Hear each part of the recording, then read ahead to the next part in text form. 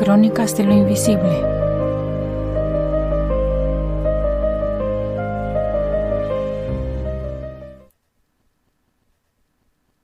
Muy buenas noches, soy Urena y estamos en un nuevo episodio de Crónicas de lo Invisible. Hoy hablaremos de un objeto tan simple como inquietante. Un tablero que muchos consideran un juego y otros una puerta, la Ouija. Hay quien la llama un juego, un simple tablero con letras. Otros la ven como una puerta. Una puerta a algo que no alcanzamos a comprender. La Ouija ha formado parte de innumerables historias reales y documentadas, en las que lo cotidiano da paso a lo inexplicable. Esta noche, en Crónicas de lo Invisible, trataremos 6 de esos casos. Relatos ocurridos en Madrid, Valencia, Sevilla, Estados Unidos y México, donde un tablero Ouija fue el punto de entrada a lo desconocido. Prepárense para un viaje por lo inexplicable y dejemos que los hechos hablen por sí solos. El primer caso que vamos a tratar es el famoso expediente Vallecas. Comenzamos en Madrid, en el año 1991. En el barrio de Vallecas, una familia común y corriente vivirá algo extraordinario. Todo inicia con una adolescente, Estefanía Gutiérrez Lázaro, de 17 años, que prueba la Ouija junto a unas amigas en el colegio. Lo que parecía un juego inocente, rápidamente toma un cariz inquietante. Tras aquella sesión de Ouija en la escuela, Estefanía comienza a experimentar sucesos extraños. Sus padres notan cambios difíciles de explicar, ataques repentinos, trances. En julio de 1991, tras un brote violento y un colapso, Estefanía es ingresada de urgencia en un hospital de Madrid, donde fallece sin una causa médica clara. La autopsia habla de muerte súbita sospechosa, sin explicación alguna. La tragedia, lejos de cerrar este capítulo, parece desencadenar algo en la casa familiar de Vallecas. En los meses siguientes, la familia Gutiérrez Lázaro denuncia fenómenos paranormales en su piso. La madre, Concepción, escucha la voz de Estefanía en la oscuridad de distintas habitaciones, llamándola con alaridos lastimeros. Los hermanos ven sombras que se mueven por el pasillo, objetos que cambian de lugar, vasos que se rompen solos. Las puertas se abren y se cierran sin motivo aparente. En plena noche, las hermanitas pequeñas despiertan gritando, porque algo invisible golpea sus muñecas contra la pared. La atmósfera del hogar se vuelve insoportable, y el miedo crece día tras día. Desesperados y aterrorizados, tras más de un año de eventos extraños, los padres deciden buscar ayuda. Es el 27 de noviembre de 1992, pasada la medianoche. Está diluviando en Madrid. La familia, al límite, sale de la casa bajo la lluvia y llama a la policía. Acude una patrulla encabezada por el inspector José Pedro Negri. Los agentes encuentran a toda la familia afuera, empapada y en pánico. 2 policías se quedan con ellos escuchando su relato, mientras el inspector y otros 2 agentes entran a investigar la vivienda. Adentrarse en ese piso oscuro es adentrarse en la crónica de lo insólito. Los policías exploran cada habitación con linternas. De pronto, se produce un golpe fuerte en una de las habitaciones, que parece provenir de un armario cerrado. Al acercarse, ante sus propios ojos, la puerta del armario se abre de golpe, violentamente, como empujada por una fuerza invisible. Casi golpea la cara de uno de los agentes al salir disparada. No hay nadie allí. Recorren el pasillo y escuchan ruidos atronadores en el balcón. Salen a inspeccionar, pero no ven nada ni a nadie. Continúan con la inspección y encuentran algo inquietante. Encima de una mesilla, una baba espesa de color marrón se ha formado sin explicación. En la pared del salón colgaba un crucifijo que ahora yace en el suelo. La cruz ha sido arrancada de cuajo de la madera y en la pared aparecen 3 arañazos profundos, como marcas de garras, justo donde antes estaba el crucifijo. Los policías sienten un escalofrío. La temperatura baja de forma súbita en el cuarto de baño. Un frío antinatural que ninguno había sentido jamás. Tras registrar la casa entera, los agentes salen conmocionados. El informe policial redactado por el inspector Negri tras esta visita sería conocido con el tiempo como el expediente Vallecas y se convertiría en objeto de culto entre aficionados al misterio.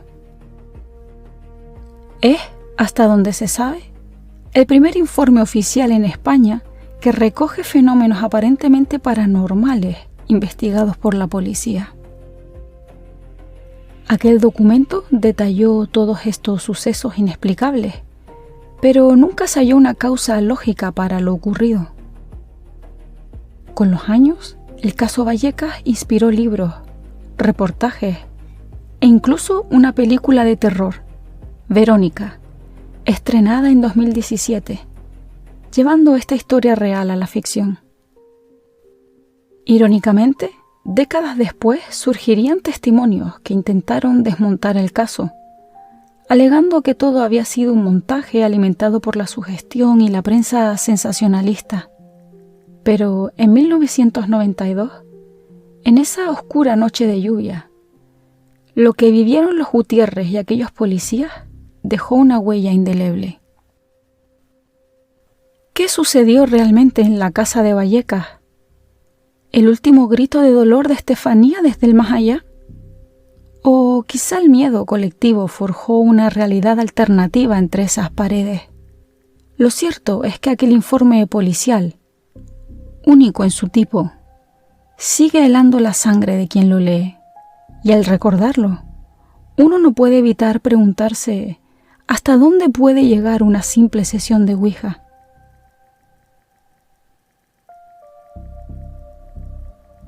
Para este segundo caso, hablaremos del poltergeist de Xirivella. Esta historia nos lleva a la Comunidad Valenciana, a la localidad de Xirivella, a finales de los años 90. Allí, en una humilde vivienda familiar, madre e hijo vivieron un fenómeno que mantuvo en vilo a todo un vecindario. Todo comienza, según las crónicas, con un experimento escolar inocente. Corría el mes de junio de 1999, cuando Raúl, un estudiante de secundaria, decide jugar a la Ouija con varios compañeros durante el recreo en el colegio. No tenían tablero, así que su profesor, escéptico pero curioso, le facilitó una plancha metálica para dibujar las letras y números. Usaron un vaso invertido a modo de puntero. Al principio no sucedía nada, hasta que de pronto el vaso se movió bruscamente por sí solo. Los chicos lo miraron atónitos, mientras el improvisado tablero formaba un mensaje incoherente. Y finalmente la planchette deletreó un nombre escalofriante: S-A-T-A-N-A-S.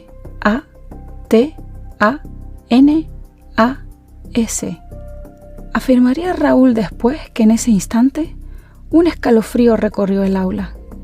La supuesta entidad se había presentado como Satanás. Aquello, más que un juego, se convirtió en la promesa de una pesadilla. En los 3 meses siguientes, la vida de Raúl y su familia transcurrió con normalidad, hasta que llegó el inicio del verano. En junio de 1999, Exactamente 3 meses después de aquella ouija escolar, la casa de Raúl se convirtió en el escenario de sucesos extraños. El 16 de junio y de nuevo el día 19, golpes secos resonaron en las paredes a altas horas de la noche, despertando a Raúl y a su madre, Manuela. Las persianas subían y bajaban solas con estruendo en plena madrugada, como más tarde testificarían algunos vecinos atónitos, pese a que no había viento ni corrientes de aire. Objetos cotidianos aparecían fuera de su sitio habitual, sin que nadie los hubiera tocado. Los fenómenos duraron varios días, siempre de forma intermitente, manteniendo en vilo no solo a la familia, sino también a los vecinos del edificio, que llegaron a congregarse preocupados en la calle. La situación llegó a tal punto que, al igual que en Vallecas unos años antes, decidieron avisar a la policía. Varias patrullas se personaron en la vivienda de Xirivella durante aquellas noches de junio. Los agentes inspeccionaron cada rincón, con los habitantes de la casa esperando fuera, angustiados. Escucharon los golpes, vieron con sus propios ojos las persianas moviéndose sin causa, pero tampoco ellos encontraron una explicación lógica. En el informe policial de aquellos hechos, quedó constancia de lo vivido, aunque sin conclusiones claras. Según se cuenta, los agentes dejaron escrito que no hallaron ninguna causa natural para aquellos fenómenos y que escapaban de su comprensión. El caso pronto saltó a la prensa local como el poltergeist de Xirivella, sembrando un debate entre escépticos y creyentes. La historia tuvo eco durante un tiempo. Raúl confesó que, antes de que todo se desatara, había intentado contactar con el más allá a través de la ouija en aquel recreo, y muchos vincularon directamente la sesión con los disturbios en su casa. ¿Casualidad? ¿O se abrió realmente una puerta ese día en el colegio? No hubo más incidentes después de ese mes de junio, y con el tiempo el suceso quedó casi olvidado, enterrado entre las anécdotas de Xirivella. Pero quienes vivieron esas noches, la familia, los vecinos y aquellos policías desconcertados, no las olvidarán jamás. ¿Fue la ouija la chispa que encendió aquel poltergeist? En Xirivella aún se debate si se trató de hechos paranormales o de alguna broma que se le fue de las manos. Lo cierto es que algo perturbó la paz de una casa humilde durante unos días de verano, y nuevamente un simple tablero con letras estuvo en el origen de la historia. ¿Invitación al diablo o sugestión colectiva? Cada quien tendrá su respuesta, pero el misterio permanece.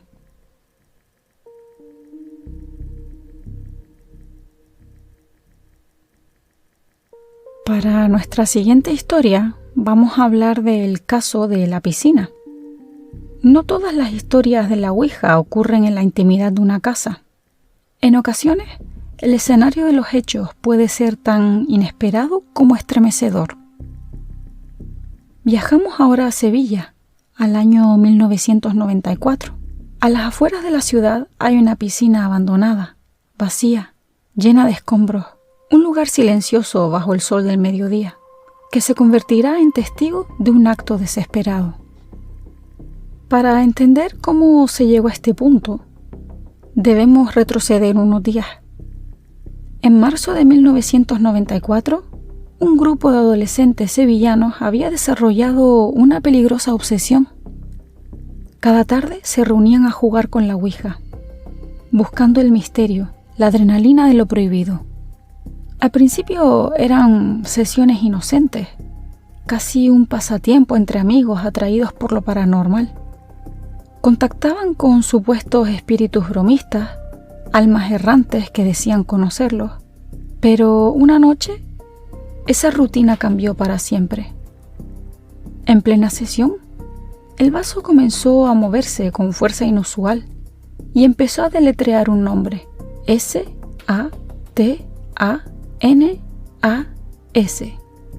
Los chicos se miraron, sobrecogidos. ¿Era una broma macabra de alguno de ellos? ¿O realmente eso estaba allí? Decidieron continuar, entre fascinados y aterrorizados. La entidad volvió a manifestarse en las siguientes sesiones, cada vez con mensajes más oscuros y amenazantes, hasta que en una de esas ocasiones, una de las jóvenes del grupo perdió el miedo y enfrentó al espíritu. Harta de las intimidaciones, lo insultó en voz alta, desafiándolo a que se mostrara. El tablero se quedó en silencio unos segundos, y entonces la planchette se movió lentamente para formar una frase que heló la sangre de todos. «Vais a morir». Según contaron después, aquella noche ninguno durmió. El pánico y la histeria se colaron en sus vidas a partir de ese momento. Pasaron unos días. El grupo de amigos, aún asustado, decidió dejar de jugar con la ouija, pero la semilla del miedo ya estaba plantada. Y en especial, una de las chicas parecía profundamente afectada. Tenía solo 15 años. La identificaremos por sus iniciales, RCR, para preservar su anonimato. Estaba convencida de que aquella entidad demoníaca iba en serio. Creía que todos ellos, sus amigos, estaban ahora malditos. La culpa y el terror la consumían. Pensaba que por su arrojo al insultar al espíritu, quizás ella había provocado una sentencia de muerte sobre el grupo. Su joven mente urdió entonces un plan extremo: sacrificarse ella misma para salvar a los demás. Una mañana, R convence a uno de sus amigos de que la acompañe a un lugar alejado, la vieja piscina municipal abandonada en las afueras. Es mediodía cuando llegan. El sitio está desierto. Entre los muros agrietados y el fondo lleno de cascotes, deciden improvisar una ouija. Pintan letras y números sobre el cemento, desesperados por obtener respuestas. Con mano temblorosa, la chica formula la pregunta crucial: «¿Si me sacrifico, mis amigos se salvarán?». Mueve el vaso esperando la respuesta, letra por letra. La ouija responde no. El amigo suelta un suspiro de alivio, intentando persuadirla. ¿Lo ves? No quiero un sacrificio, vámonos de aquí. Da unos pasos hacia la salida, pensando que ha evitado una tragedia. Pero R no se rinde. Con lágrimas en los ojos, al borde del abismo emocional, lanza una última pregunta al tablero. ¿Y si me suicido yo? ¿Así lograré redimirlo? Esta vez, la respuesta es inmediata. El vaso se mueve con fuerza hacia una sola palabra: sí. El chico se da la vuelta en seco. No hagas ninguna locura, pero es demasiado tarde. La joven, poseída de una extraña calma, sube ágilmente por la escalerilla metálica oxidada hasta lo alto del trampolín, a unos 15 metros de altura sobre el vaso seco de la piscina. Se coloca al filo, extiende los brazos en cruz y antes de que su amigo pueda detenerla, salta al vacío. «Que Satanás recoja mi alma», grita, mientras su figura cae en picado contra el fondo lleno de escombros. El joven baja corriendo en shock. Increíblemente, R sigue con vida. Su cuerpo yace sobre un amasijo de polvo y piedras, y sobre un gran neumático de camión viejo que estaba oculto entre la basura y ha amortiguado parcialmente la caída. La chica está malherida, inconsciente, pero respira. Por un golpe de suerte, o tal vez algo más, un sanitario que jugaba al frontón en un polideportivo cercano escucha el estruendo y corre a auxiliarla. Le practica los primeros auxilios de urgencia mientras llega la ambulancia que su amigo ha llamado con manos temblorosas. Contra todo pronóstico, R sobrevive, aunque con lesiones gravísimas. Politraumatismo, fracturas múltiples, queda ingresada en estado crítico en el Hospital Virgen del Rocío, luchando por su vida. El calvario, sin embargo, no termina con el salto. Durante los días que R permanece hospitalizada, ocurren episodios inquietantes entre las visitas de sus compañeros. El miedo colectivo parece haberse contagiado. En una ocasión, al ir a verla, otra de las chicas del grupo cambia de expresión y de voz repentinamente, como si fuera otra persona. Sus amigos la describen casi como una transfiguración, con una mirada que no era la suya y murmurando palabras incomprensibles. Otro día, uno de los muchachos entra en una crisis nerviosa tal que intenta arrojarse contra una pared del hospital, fuera de sí, gritando que quiere acabar con todo. Incluso se reporta que otro de los chicos, presa del pánico, trató de suicidarse en esos días. La situación se vuelve tan extraña que personas ajenas comienzan a rondar la habitación de R, supuestos exorcistas ofreciéndose a liberarla y miembros de sectas oscuras intentando acercarse a ella. El hospital tiene que reforzar la seguridad para proteger a la chica y a sus amigos. Con el tiempo, R se recupera físicamente de sus heridas, pero la huella psicológica de aquellos sucesos tardará mucho más en sanar. Después de lo ocurrido, la piscina abandonada, donde casi perdió la vida, adquiere una reputación siniestra. Empezaron a aparecer velas rojas colocadas en círculo en el borde de la piscina, símbolos pintados en las paredes con aerosol negro, y hasta restos de pequeños sacrificios de animales. Todo indicaba que alguna secta satánica local había adoptado ese lugar para sus rituales, fascinada por la historia sangrienta que arrastraba. Incluso el neumático gigante que salvó a la chica desapareció misteriosamente del fondo de la piscina sin dejar rastro, como si alguien o algo se lo hubiera llevado tras cumplir su propósito. Este llamado caso de la piscina de Sevilla nos deja ante una realidad difícil de digerir. ¿Qué empujó a una chica de 15 años a ofrecer su vida a una voz surgida de la Ouija?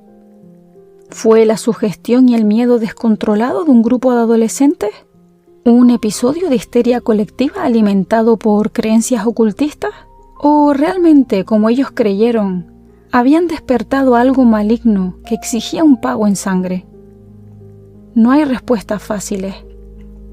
Afortunadamente, en este caso no hubo muertes que lamentar, pero las cicatrices, tanto visibles como invisibles, quedaron grabadas en todos ellos.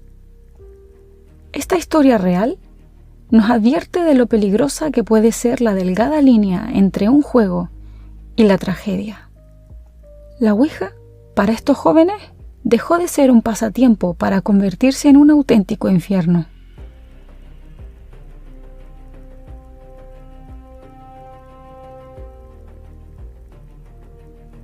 El siguiente caso que vamos a tratar se llama el testimonio de Macarena. Estamos en Sevilla, unos años más tarde, en 1997. En esta ocasión, no hablaremos de casas encantadas ni de objetos que vuelan.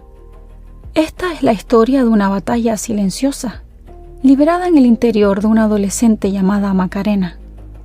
Un testimonio sobre cómo la Ouija, sin producir un solo fenómeno externo, pudo devorar la vida de una persona desde dentro. Macarena tenía 16 años por aquel entonces. Era una chica curiosa, fascinada por todo lo paranormal y misterioso.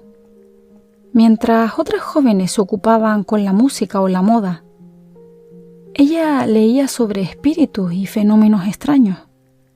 Fue en el colegio donde una amiga le habló por primera vez del juego de la copa.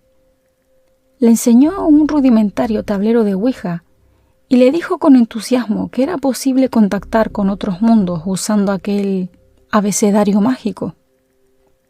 Macarena no pudo resistir la tentación. Al principio, jugaban juntas en secreto, probando a mover el vaso y esperando mensajes, pero pronto la intriga de Macarena se convirtió en obsesión. Empezó a jugar sola en su habitación, a escondidas de sus padres, cada día un poco más. Con cada sesión solitaria, Macarena se sentía más absorta. Aquello la fascinaba y a la vez la consumía. Pasó de quedar con sus amigas a preferir quedarse en casa con la ouija. Su carácter cambió. Estaba irritable, esquiva, como si siempre tuviera la cabeza en otra parte. Sus padres notaron que casi no comía. Adelgazó visiblemente. Se la veía pálida, con ojeras de no dormir. Cuando le preguntaban qué le ocurría, ella lo negaba todo y se encerraba con llave.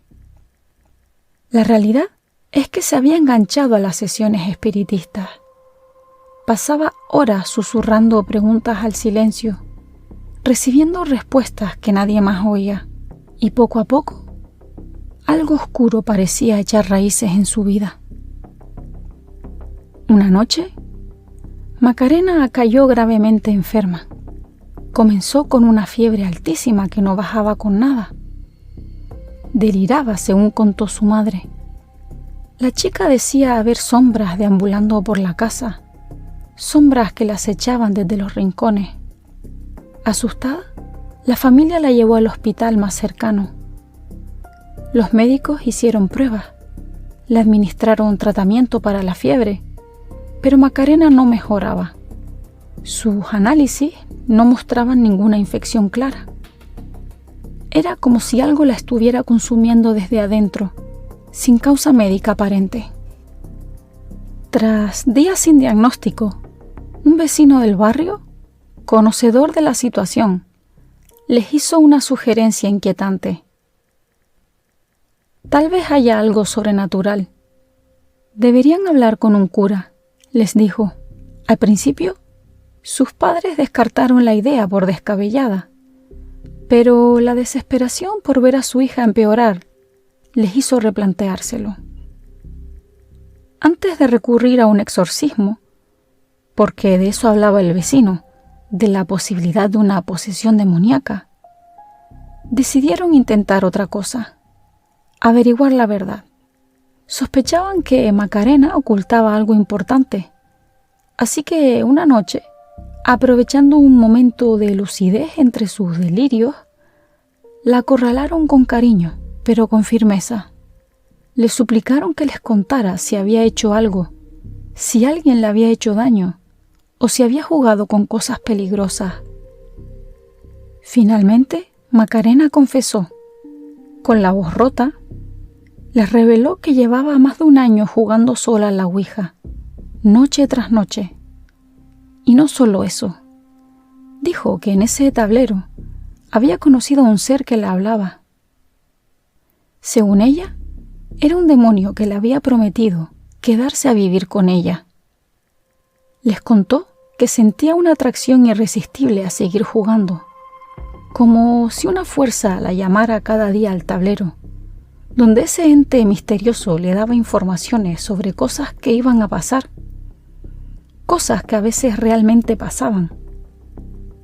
Sus padres se miraron, aterrados ante esa revelación. ¿Podría ser cierto?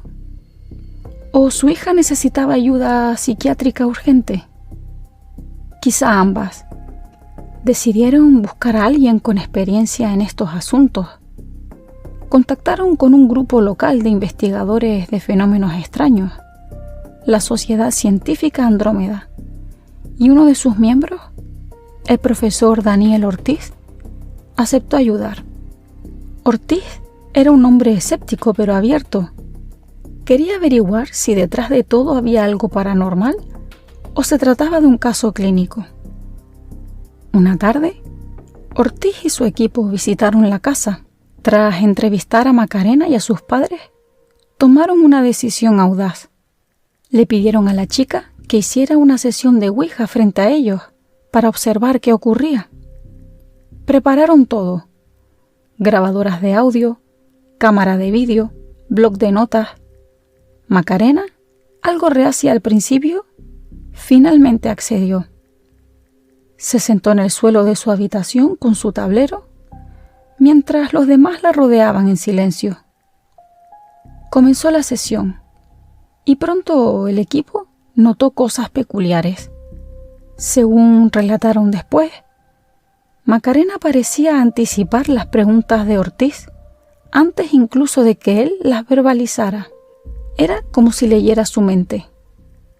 Además, objetos pequeños de la estantería parecían moverse ligeramente cuando la joven entraba en mayor concentración, aunque no quedó del todo claro si era real o sugestión de los presentes. Lo más notable fue la actitud de Macarena.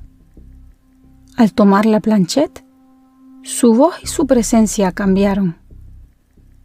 Hablaba con convicción, incluso con autoridad, tratando de convencer a todos de lo que decía el tablero. Mostraba dotes oratorias inusuales para alguien de 16 años, una habilidad para manipular la conversación y atraer la atención mientras jugaba. Era como si cobrara una segunda personalidad durante la ouija, segura de sí misma, ayudada, según ella, por ese demonio al que decía invocar. Tras horas de observación, el profesor Ortiz reunió a los padres. Su conclusión fue clara. Macarena tiene que dejar de jugar a la ouija inmediatamente y recibir ayuda psicológica profesional. Les explicó que, en su opinión, la chica estaba enganchada de forma peligrosa. Había desarrollado una dependencia psicológica a la ouija que la aislaba de la realidad. Si no cortaban de raíz, su vida podría correr serio peligro, ya fuera por un colapso mental o incluso físico, dados sus problemas de salud y alimentación. La familia siguió este consejo al pie de la letra. Retiraron el tablero, supervisaron a Macarena día y noche y la pusieron en tratamiento con especialistas. Fue un camino difícil y requirió tiempo, pero Macarena logró recuperarse. Poco a poco volvió a ser la chica alegre de antes. Recuperó peso, retomó sus estudios y amistades. Con los años, llegó a la edad adulta y dejó atrás aquella oscura etapa de su adolescencia. Hoy, Macarena, cuyo nombre real obviamente no revelaremos, es una mujer que prefiere no hablar del tema. En palabras de quienes la conocieron, ha olvidado aquella etapa de su vida y no quiere recordarla. El caso de Macarena no llenó titulares de periódico ni expedientes policiales. No hubo apariciones espectaculares ni fotos de fantasmas, pero su testimonio nos invita a reflexionar. ¿Qué ocurrió realmente con ella? ¿Fue víctima de una presencia oscura que la fue poseyendo poco a poco, aprovechando su soledad y curiosidad? ¿O más bien fuimos testigos de los estragos de una obsesión psicológica, de cómo la mente de un adolescente puede crear sus propios demonios? Quizá ambas cosas, o ninguna. Macarena se asomó al abismo y por fortuna pudo regresar. Su historia nos recuerda que a veces el peligro de la ouija no está en los espíritus que pudieran responder, sino en las puertas que abrimos dentro de nuestra propia psique.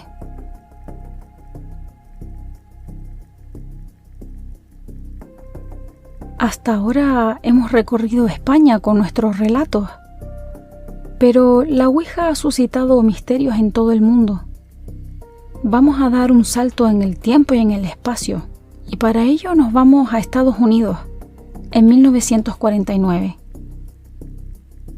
Esta es la historia real que inspiró a uno de los hitos del cine de terror, El Exorcista. Hablamos del caso de Roland Doe, o Robbie Mannheim, el nombre ficticio que se dio a un niño de 13 años que vivió algo inexplicable en la América de la posguerra. Robbie era un chico tranquilo, hijo único de una familia de origen alemán en Cottage City, en Maryland. A finales de los años 40, mientras el mundo se recuperaba de la Segunda Guerra Mundial, Robbie jugaba en casa e iba a la escuela como cualquier niño. Tenía una relación muy especial con su tía Harriet, una pariente cercana que resultó ser espiritista. Harriet notó que el chico mostraba interés por los temas esotéricos, así que le enseñó uno de sus pasatiempos, la Ouija. Fue Harriet quien introdujo a Robbie en el tablero, probablemente sin malicia, como quien comparte un hobby extraño con su sobrino. Juntos pasaban algunas tardes tratando de contactar espíritus. Era un secreto entre ellos, pero a comienzos de 1949, la tía Harriet falleció repentinamente. Robbie quedó muy afectado. Había perdido no solo a su tía favorita, sino también a su compañera en ese juego misterioso. Y fue precisamente tras la muerte de Harriet cuando en la casa de los Mannheim empezaron los sucesos. Al principio, cosas sutiles, golpes y ruidos en las paredes, rasguños que sonaban por la noche sin que se hallara su origen. Luego, eventos más perturbadores. Los muebles parecían vibrar o desplazarse por sí solos, y objetos que estaban firmemente colocados, por ejemplo, jarrones decorativos, salían volando repentinamente si Robbie estaba cerca. La familia, de fe luterana, no sabía cómo afrontar aquello. Sospechando que podía ser algo relacionado con lo espiritual, acudieron primero a su pastor protestante, el reverendo Luther Schulze. El reverendo Schulze, intrigado y algo preocupado, invitó al chico a pasar una noche en su propia casa para observar de primera mano lo que le ocurría. Y, según relató más tarde, fue testigo de fenómenos inexplicables. Vio cómo una silla se movía sola y cómo objetos se deslizaron por la habitación, sin intervención humana. Schulze, que tenía cierto interés por la parapsicología, quedó asustado y perplejo, tanto que, reconociendo que esto escapaba a su entendimiento, recomendó a la familia Mannheim que buscaran ayuda en la Iglesia Católica, famosa por su tradición en exorcismos. En otras palabras, sugirió que podría tratarse de un caso de posesión demoníaca. Así fue como, tras muchas dudas, los padres de Robbie contactaron con sacerdotes católicos. Lo que siguió fue una serie de intentos de exorcismo que quedarían registrados en un diario y que, años después, saldrían a la luz convirtiéndose en leyenda. El primer exorcismo oficial tuvo lugar en febrero de 1949, en el hospital de la Universidad de Georgetown, en Washington, D.C., un centro jesuita. El padre Edward se encargó del ritual. Robbie fue atado a una cama para su propia seguridad, mientras el sacerdote recitaba las oraciones del ritual romano. El muchacho entró en un trance violento. De repente, logró soltar una de sus manos de las ataduras, arrancó un muelle del colchón y lo usó como arma, acuchillando con él al padre Edward en un brazo. La herida fue profunda y sangrante, así que el exorcismo tuvo que suspenderse de inmediato. Este intento fallido dejó a todos conmocionados y aumentó la sensación de que, fuera lo que fuese, era algo peligroso. Tras aquel episodio, la familia decidió viajar a San Luis, en Missouri, donde vivían unos parientes, esperando que un cambio de aire ayudara a Robbie. Pero los fenómenos siguieron allí. De hecho, cuenta la historia que en el propio cuerpo de Robbie aparecían arañazos y marcas que formaban palabras. En una ocasión, supuestamente se pudo leer la palabra Luis grabada en su piel, lo que interpretaron como una señal de que debían ir a San Luis. Sea como fuere, en San Luis encontraron a otro sacerdote, el padre William Bowden, quien, con permiso del arzobispo local, se dispuso a continuar el exorcismo. El exorcismo final tuvo lugar en un hospital de San Luis regentado por religiosos, el Alexian Brothers Hospital. Bowden convocó a varios asistentes, entre ellos el padre Walter Halloran y el padre William Van Roo, para ayudarle en el rito. Durante semanas, noche tras noche, los sacerdotes rezaron por Robbie. Lo que sucedió en esas sesiones está recogido en un diario escrito por el padre Raymond Bishop. Se habla de que palabras como evil, mal, y hell, infierno, surgían en la piel del chico, a modo de llagas o arañazos durante el ritual. Robbie gritaba con voces que no parecían la suya. Según testigos, una voz gutural profunda, como de otra persona, salía de su garganta. Tenía tal fuerza que necesitaban sujetarlo entre varios adultos. De hecho, en un arrebato, logró golpear con fuerza al padre Halloran, rompiéndole la nariz. Los presentes veían cómo la cama temblaba debajo del muchacho a ratos, sin causa física aparente. Fueron momentos aterradores, incluso para clérigos acostumbrados a lidiar con lo inexplicable. Y entonces, una noche de abril de 1949, todo acabó. La tradición cuenta que el 18 de abril, después de una batalla espiritual intensa, Robbie entró en un estado de calma repentino. «¡Está fuera!», exclamó de pronto, refiriéndose al demonio, mientras emergía de su trance. Los sacerdotes terminaron las oraciones y Robbie abrió los ojos, exhausto pero sereno.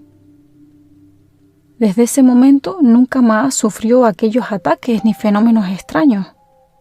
Poco tiempo después, la familia volvió a casa. Robbie Mannheim retomó su vida normal. De hecho, años más tarde, aquel niño creció y llegó a trabajar en la NASA, llevando una existencia tranquila y anónima. El caso, sin embargo, no se olvidó. Los sacerdotes involucrados, como Bowden y Halloran, hablaron con prudencia del tema. Halloran admitiría en entrevistas posteriores que no podía afirmar rotundamente que aquello fuera una posesión demoníaca, manteniéndose escéptico sobre algunos fenómenos que presenció.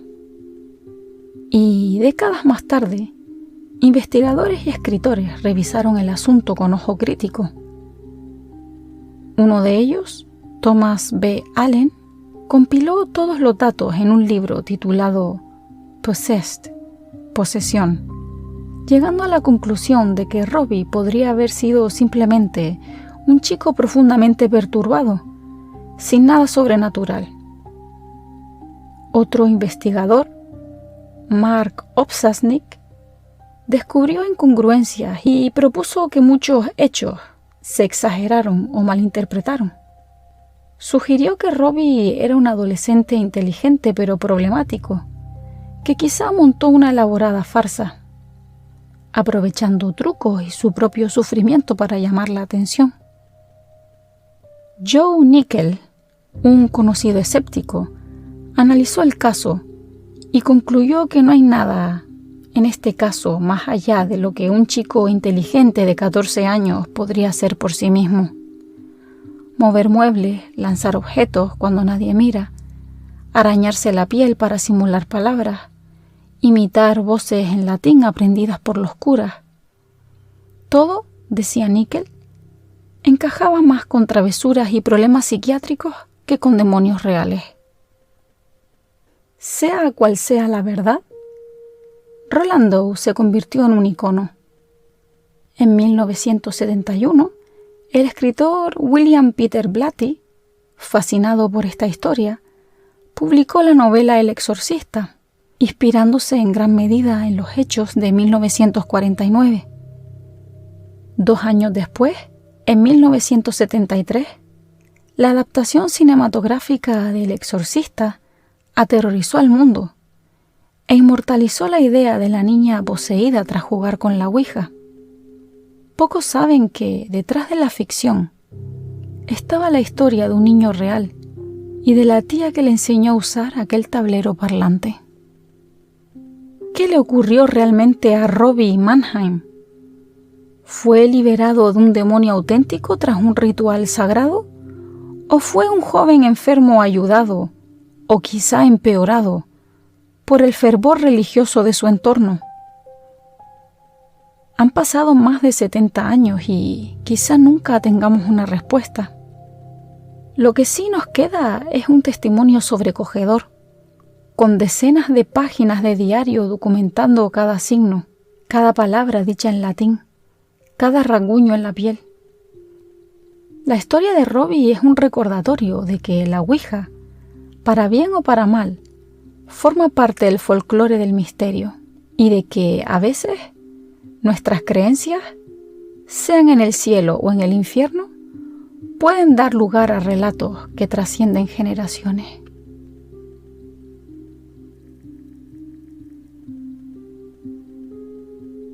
Y para cerrar este recorrido, nos dirigimos a México, al que quizás sea uno de los casos de Ouija más famosos y polémicos del mundo hispano, el caso Cañitas. Una historia ocurrida en 1982 en la Ciudad de México, que mezcla amistad, terror, muerte y controversia a partes iguales. Un expediente paranormal que décadas después sigue generando debate. Imaginemos una vieja casona familiar en la calle Cañitas, en la colonia Popotla de la capital mexicana. Allí vivía un joven llamado Carlos Trejo, de 20 y tantos años, junto a su familia. Una noche de mayo de 1982, Carlos, su novia Sofía, quien luego sería su esposa, su hermana Norma y el novio de esta, Emmanuel, se reúnen en torno a una tabla Ouija en esa casa. Según contaría el propio Trejo posteriormente, habían conseguido la Ouija de manos de una bruja del barrio, y la intención aquella noche era contactar con el espíritu del exnovio difunto de Norma. Era un plan sentimental, buscar un mensaje del más allá de parte de aquel chico que murió en un accidente. Sin embargo, lo que sucedió fue muy distinto. Durante la sesión, mientras todos concentraban sus dedos en el vaso, algo salió mal. Trejo relata que comenzaron a pasar cosas extrañas. Un viento helado recorrió la sala y Emmanuel, el novio de su hermana, pareció entrar en trance. El joven empezó a convulsionar, echando espuma por la boca y a pronunciar palabras en una voz que no era la suya. Era como si algún demonio se hubiese metido en él, describiría después. Entre la confusión y el miedo, dieron por terminada la sesión abruptamente para atenderlo. A partir de entonces, la casa Cañitas se convirtió en un infierno, siempre según el testimonio de Trejo. En los días y semanas posteriores, él y su familia afirman haber presenciado fenómenos paranormales continuos en la vivienda. Bajones bruscos de temperatura que dejaban el aliento helado en pleno verano, objetos que desaparecían de un sitio para aparecer en otro, puertas y ventanas que se abrían de golpe y se cerraban con estruendo sin nadie cerca. Y quizás lo más aterrador, la aparición de una figura oscura dentro de la casa. Era alta, vestida con lo que parecía una túnica. Trejo y los suyos la identificaron como un monje espectral, quizá vinculado, pensaron, a algún antiguo cementerio bajo la casa. Desesperados por la situación, buscaron ayuda en una iglesia cercana. El párroco acudió y les aconsejó colocar una Biblia abierta en la casa para ahuyentar el mal. Lamentablemente, este sacerdote poco después sufrió un accidente fatal. Resbaló y se rompió el cuello en la propia iglesia, convirtiéndose, según Trejo, en la primera de una docena de víctimas que se ha cobrado la casa. Porque sí, el elemento más macabro del caso Cañitas es la supuesta cadena de muertes vinculadas. Con el tiempo, Trejo asegura que al menos 14 personas fallecieron tras haber estado en la casa o involucradas en el caso. Entre ellas, el propio Emmanuel, el chico que había sido poseído, quien, según Trejo, murió en 1992 en un accidente automovilístico. O la esposa de Carlos Trejo, Sofía, quien años después desarrolló un tumor cerebral fulminante y murió joven. Cada tragedia, cada enfermedad inesperada, Trejo la atribuía a la maldición desatada aquella noche de Ouija. El ente oscuro de Cañitas, afirmaba, les estaba arrebatando la vida uno por uno.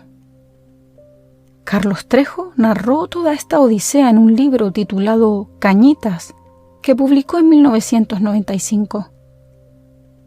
El libro se convirtió en un fenómeno de ventas en México, un bestseller que catapultó a Trejo a la fama dentro del mundo del misterio. Muchos lectores aseguraban sentir escalofríos e incluso fenómenos raros con solo tener el libro en sus manos, lo que no hacía sino alimentar la leyenda. Pero así como ganó fervientes creyentes, el relato atrajo feroces críticas. Antiguos amigos y familiares de Trejo salieron públicamente a señalar inconsistencias, exageraciones y contradicciones en su historia. Surgió la duda, ¿había pasado todo realmente como él contaba? ¿O estábamos ante un enorme fraude? La controversia creció. Investigadores del fenómeno ovni paranormal en México intentaron verificar detalles, pero nunca lograron pruebas concluyentes de nada sobrenatural. Eso sí, descubrieron cosas curiosas. Por ejemplo, Trejo aseguraba que la casa estaba construida sobre un antiguo cementerio de la Inquisición, donde habían enterrado monjes. De ahí la figura del monje fantasma, pero no existe registro histórico ni excavación que confirme tal cosa. En apariciones en radio y televisión, la historia de Cañitas se fue haciendo cada vez más famosa. Trejo incluso fundó su propia organización de cazafantasmas, pero los escépticos notaban que muchos elementos parecían sacados de películas de terror clásicas, como Amityville o Poltergeist, sospechosamente familiares. Con el tiempo, salieron a la luz revelaciones demoledoras. La primera esposa de Trejo, Sofía, de la que él dijo que murió por maldición, de tumor cerebral, en realidad falleció de SIDA contraído por una transfusión de sangre, algo documentado que nada tenía que ver con fantasmas. Y el caso más flagrante, Emmanuel, el supuesto muerto poseído, apareció vivo. Sí, en una conferencia de prensa años después, este hombre se presentó y declaró que llevaba 20 años viviendo en California, sano y salvo, desmintiendo que hubiera muerto en 1992. Estas revelaciones minaron enormemente la credibilidad de Trejo. Hoy por hoy, el caso Cañitas sigue dividiendo opiniones en México. Para algunos, Carlos Trejo es un fraude, alguien que explotó el morbo y la credulidad de la gente para ganar dinero y fama.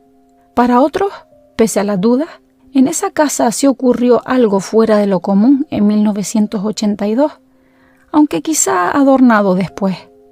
La casa en la calle Cañitas, número 51, aún existe, con su fachada humilde. Dicen que rara vez se ve movimiento allí. Trejo ya no vive en el lugar. pero lo mantiene como propiedad familiar. Con los años, Cañitas inspiró una película, estrenada en 2007, e innumerables programas de televisión. Es parte ya de la cultura popular del país. Y quizá lo más interesante es que, a diferencia de otros casos, aquí tenemos una pregunta abierta muy concreta. ¿Fue verdad o mentira? Porque los fenómenos descritos fueron tan espectaculares, un espíritu maligno matando gente durante años que, de ser ciertos, estaríamos ante uno de los eventos paranormales más importantes jamás registrados. Pero la ausencia total de evidencias y las mentiras comprobadas sugieren que tal vez estemos ante una historia bien contada, más que un caso real. Al final, el verdadero misterio de Cañitas es la frontera entre la realidad y la ficción. ¿Hasta dónde creemos por el afán de sentir miedo, de sentir que hay algo más allá? ¿Creó Carlos Trejo un relato para vender libros? ¿O vivió realmente algo sobrenatural y luego lo exageró? Sea como sea, han pasado más de 40 años y seguimos sin resolverlo. Quizá ese sea su legado, mantenernos preguntando.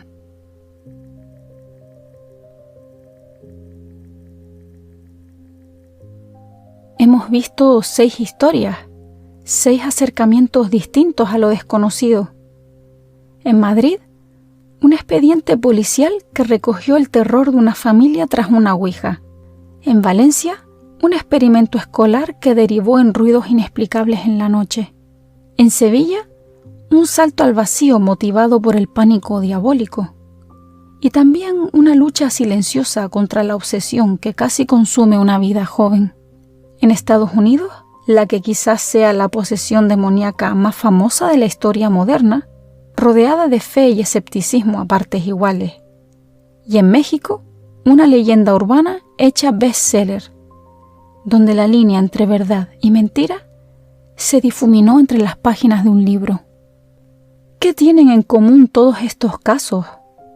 La ouija, un tablero de madera con letras y números, un portal simbólico por el que algunos creen que asoman voces de otro mundo. Un juego, dirán muchos. Un peligro, dirán otros.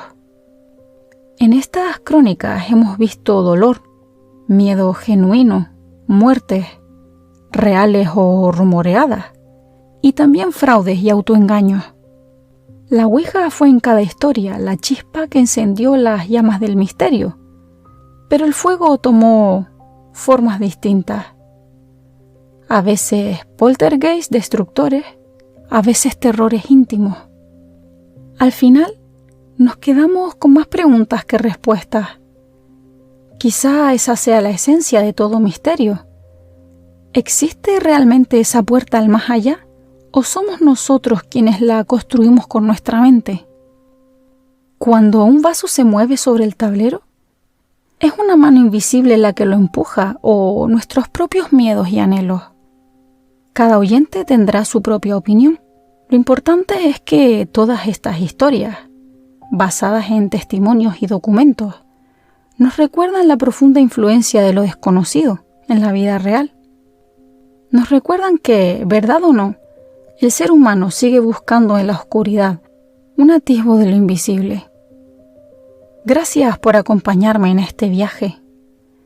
Espero que estas historias reales sobre la ouija les hayan hecho reflexionar y, ¿por qué no?, sentir un escalofrío. Al final, la ouija es un espejo. Refleja nuestros temores, nuestras esperanzas, nuestra curiosidad innata por lo que hay más allá de la última puerta. Y con esta reflexión me despido. Que tengan una muy buena noche, manteniendo la luz de la razón encendida, aunque sea con una pequeña vela.